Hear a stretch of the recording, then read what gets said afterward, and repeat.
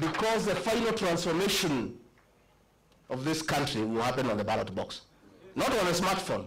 The smartphone will create the awareness and create the necessary mood and mobilize people, but the actual transformation of getting the right leadership will happen on the ballot. So we want to ask the Gen Zs and the millennials, please take IDs, register as voters, and continue what you are doing on the smartphone.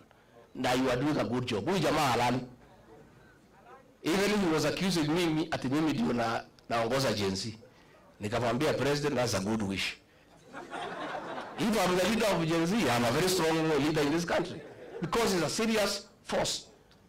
So leaders, hawa niwapongeze.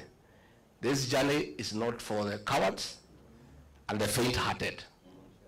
This man is angry and therefore dangerous. I must tell you. Alituma watu Limuru walitaka waniue. Mungu akanisaidia.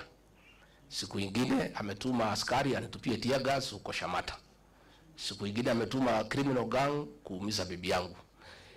What he must know is that some of us, and he knows as well, of course he is forgetting, when the fourth administration was against him and persecuting us, we stood with him and never feared. Sisi sio watu ya kuuziwa woga, hata tukiuziwa hatuna pesa ya kununua. But I want to tell these leaders, you must be steadfast. You must be on the right side of history. And with these two great leaders, and Matiang'i and the others who come on board, we'll work together. Na tutasaidiana. We'll continue consulting, tutatembeleana. Hivi karibuni, we are also going to unveil our movement. And it's a serious movement.